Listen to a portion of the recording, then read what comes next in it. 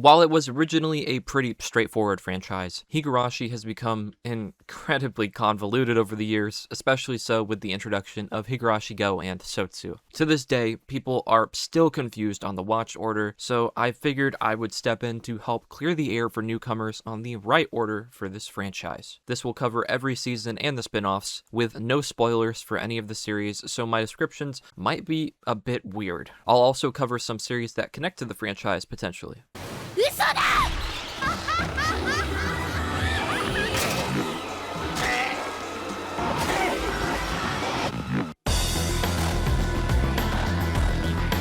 Released in 2006 by Studio Dean is the first season of Higurashi no Naku Koro Ni, an adaptation of the visual novel by Ryukishi 07. Keiichi Maibara loves the life he now lives in the quiet little village of Hinamizawa. However, he quickly learns that behind the happy village is a series of murders that all point back to their guardian deity Oyashiro-sama. The village even whispers about how the murders could have been committed by the deity itself, being dubbed Oyashiro-sama's curse. After their annual cotton drifting festival, Keiichi notices his friends begin to act a little differently, and he believes he may be next in line to be killed. So, he prepares himself to fight back against the village and to find out the truth of Oyashiro-sama's curse. One thing you will need to know going in is the visual novel the story is based off of is told in chapters, and this is mirrored in the anime. There are 4 question arcs meant to give you information to try and solve what's going on in Hinamizawa yourself. You are essentially a detective. There are also 4 answer arcs, where they begin to answer questions and reveal the truth of the murders and what's going on in this village.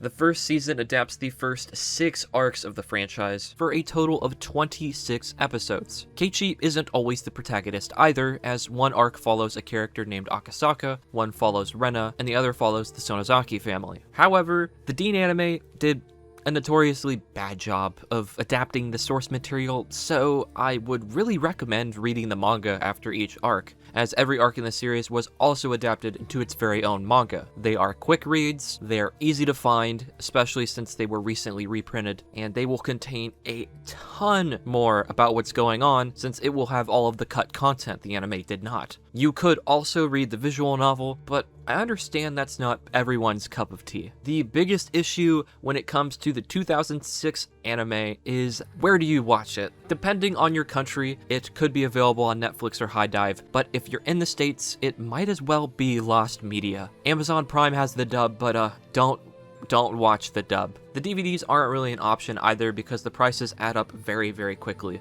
So, what do you do?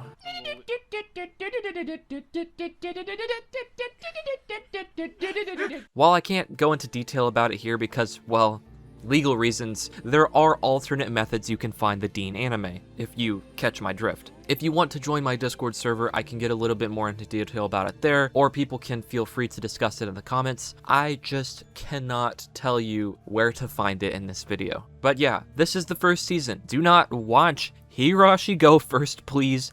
I am begging you. Don't do it.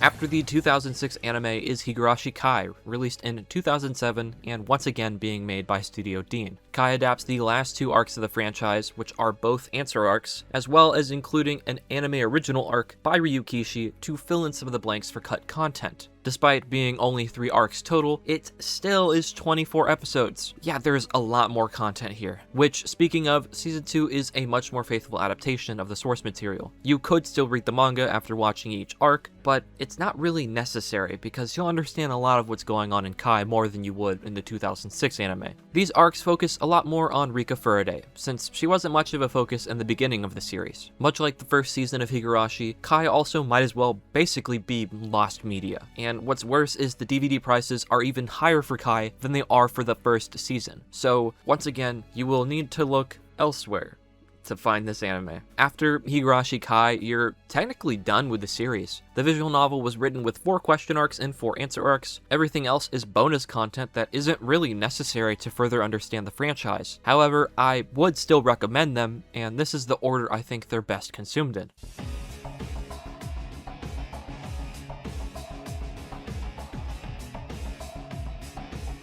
Higurashi Rei is technically the third season of Higurashi, taking place directly after the ending of Kai and the original series. The series of mysterious deaths and the curse of Uyashiro-sama have been solved, and everyone has attained the normal life they wanted to live. Higurashi Rei is only 5 episodes, containing 3 arcs in it, and while 2 of them may seem like filler to most, one of these 3 is incredibly important, and has only become more important as future installments of the series have been released. If you plan to watch Higurashi further, you need to watch Rei. Now, where to watch it?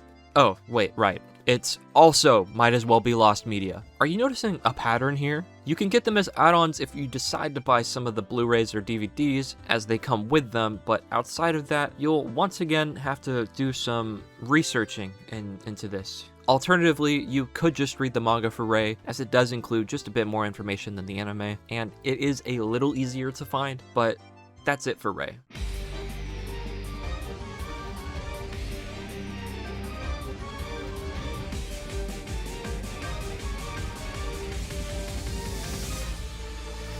Next up is Season 4, Higurashi Go. Yeah, you know, the one that was advertised as a remake.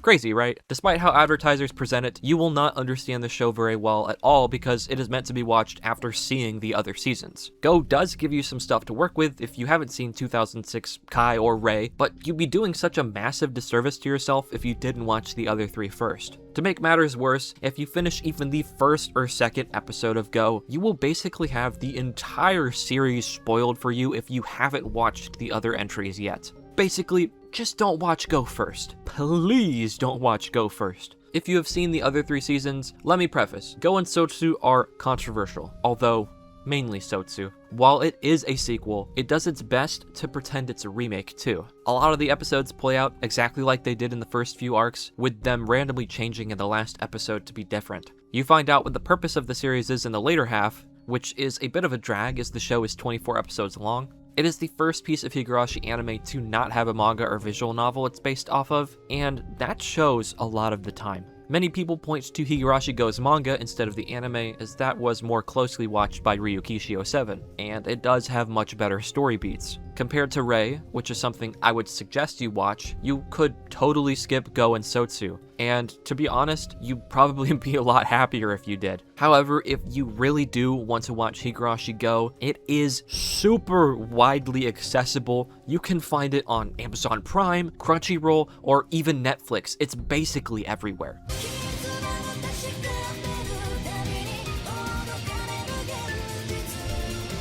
Coming in for Season 5 of Higurashi is Sotsu, which is easily regarded by fans as the worst part of the franchise. The show features largely recaps of Go, which was already kind of recaps of the Higurashi 2006 anime, and then it randomly includes a Dragon Ball-like fight towards the end. Many people, myself included, call Higurashi Sotsu character assassination for parts of the cast, and it even is franchise hindering because it ruins characters so much that it retroactively damages other parts of the series. I know a ton of people who couldn't consume Higurashi media after Sotsu, and I know some of those people still don't even interact with the franchise because of it. It's that bad. If you really want to check out Sotsu, I highly suggest the manga Meguri. Meguri is a sequel to Higurashi Go's manga and tells the story of Sotsu in a much better way, at least I've heard, because admittedly I still haven't read it because of how much I hated Sotsu.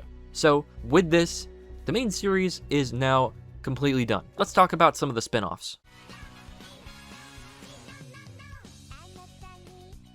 The first spin-off, and certainly the most well-known, is Higurashi Kira, released in 2011 by Studio Dean. Kira is basically a filler and fan service series, with 4 episodes all consisting of different wacky stories. One has characters in questionable outfits and hitting questionable poses, one turns Rika and Sadako into magical girls, and the other has Rika communicate with a much smaller version of herself. It is entirely skippable, but there's a chance you may like some of the things in here, either because you like magical girls, or because you're a sicko. If you do want to watch Higurashi Kira, and you may have already guessed it, it's not on any streaming services. You will once again have to do some clever looking around to try and find this. There are mangas for each of the arcs in Kira, but they can be a bit harder to find as I don't think they've ever explicitly received English translations, so you'll have to find fan translations online. Higurashi Outbreak is a 52-minute OVA released in 2013 by Studio Dean, and is an adaptation of one of the visual novel arcs. It has a continuation to its story called Kamikashi Mashi, but that can only be found in the visual novels as it's never been animated.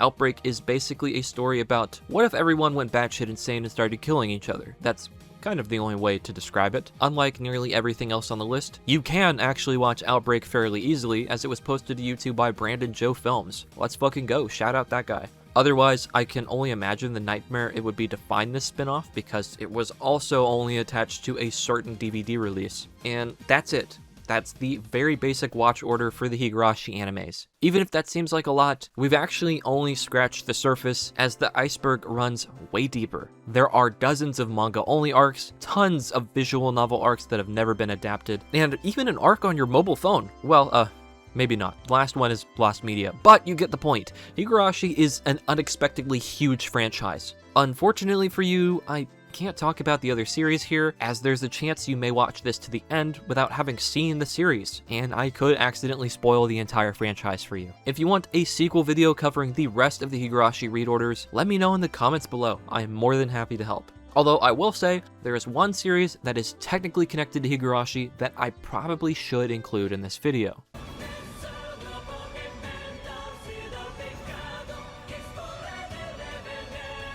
Umineko was released in 2006, animated again by Studio Dean. Battler Ushiromiya returns to the island of Rakenjima for the annual family gathering. Kenzo, the Ushiromiya head, is in poor health and will likely not live much longer. The Ushiromiya family possesses an absurd amount of wealth, so much so that the family is tasked with finding a successor to inherit the family estate. Kenzo's poor health leads to ramblings about a witch named Beatrice, and while originally it seems like a bunch of rubbish, eventually signs start to show up suggesting that the witch Beatrice is actually real. The series follows a similar format to Higurashi, where it's told in chunks, with arcs that are referred to as episodes, letting the wider story unfold to you as each episode goes by. However, much like the first season of Higurashi, Umineko has a ton of cut content. In fact, the cut content is so much more severe that sometimes the anime is hardly even watchable. If you ask anyone in the fandom, they will tell you watching the anime is a complete waste of time, and I would 100% agree. Do not watch the Umineko anime. If you ever consume Umineko, please read the manga or visual novel.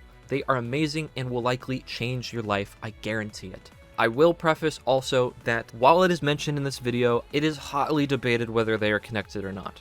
Me personally, I don't really think so, but there are nods to Higurashi in this series, and it is also really amazing, so I would recommend checking it out. And that's it. Go get watching. Let me know if you want a guide to the Higurashi side stories and bonus arcs, and I'll see you all in the next video.